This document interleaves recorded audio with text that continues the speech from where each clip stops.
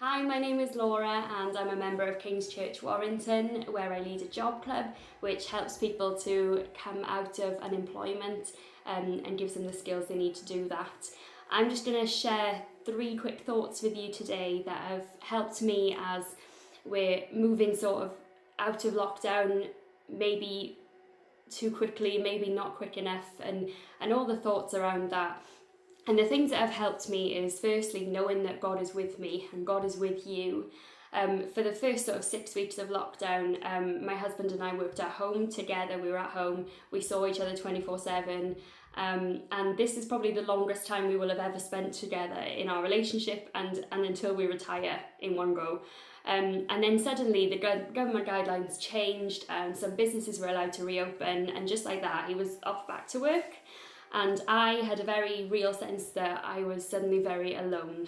And as a follower of Jesus, we're never really alone because God is always with us. But sometimes we need to take those steps to remember that and to invite God in. So just a simple thing, really simple thing I've just been doing is trying to talk to Jesus wherever possible, whether it's when you're washing the dishes or going on your walk. Just saying to him, Lord, let this be a moment that I spend with you. What do you want to say to me in this moment? And just being real with Jesus about how I feel as well.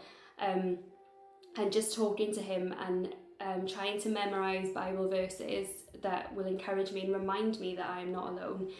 Sticking them on the fridge, around the house, anywhere where I might see them. And one of those verses I was thinking of was from Isaiah, and it says, I am with you, so you are not alone. Do not fear, for I am with you. Do not be dismayed, for I am your God. And it goes on to say how he will strengthen and protect us and things like that.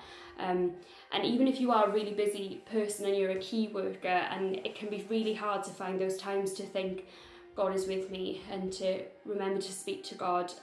When I was in work, I would, on a toilet break, would just be like, God, remember that I'm here, I need your help in this, and just take that moment to know that I'm not alone and God is with me.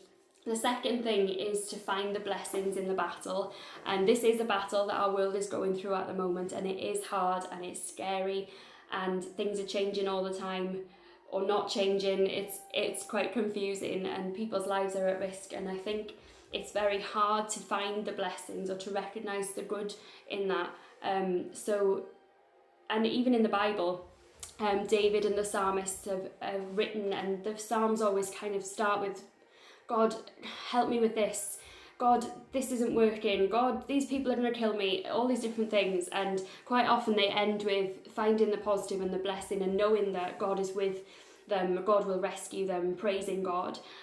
So just finding little things that are blessings have really helped me. It's something that I have to sometimes make myself do, but I always feel more positive afterwards. So things like I've had more rest time than I've had probably ever in my life in the last few weeks. We've been able to sit at the table and eat together, whereas we might not have been able to do that when we were both busy doing different things. Even just little victories if you're homeschooling, like, oh, the kids didn't have an argument today, or I've been able to get some fresh air today, that's really amazing, or a baby's been born during this pandemic safely, that's amazing, or someone has actually survived the coronavirus, amazing. There are blessings if we look for them, and we do have to look for them sometimes when we're bogged down with things. So I just encourage you to find the blessing. And if you are struggling with that, drop a message to the King's Facebook page. I'm sure someone would love to pray with you about that and for whatever it is that you're really battling through at the minute. And lastly, just know that this season will pass.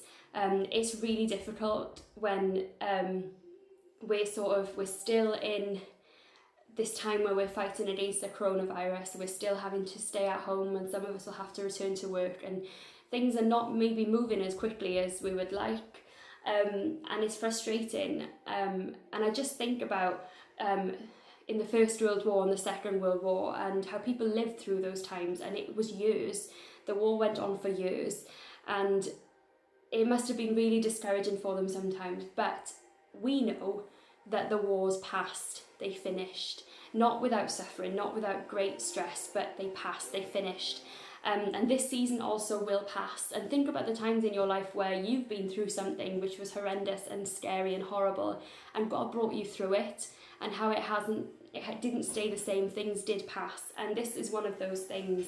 However long it might take. I've been holding on to the verse from 2 Corinthians 4:17 in the Message version, which says, "So we're not giving up."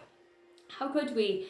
Even though on the outside it often looks like things are falling apart on us, on the inside where God is making new life, not a day goes by without his unfailing grace. These hard times are just small in comparison to the good times that are coming.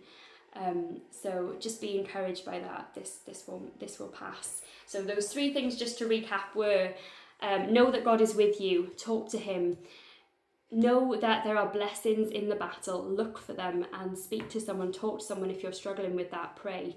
And number 3 is just know that this will pass and stay hopeful.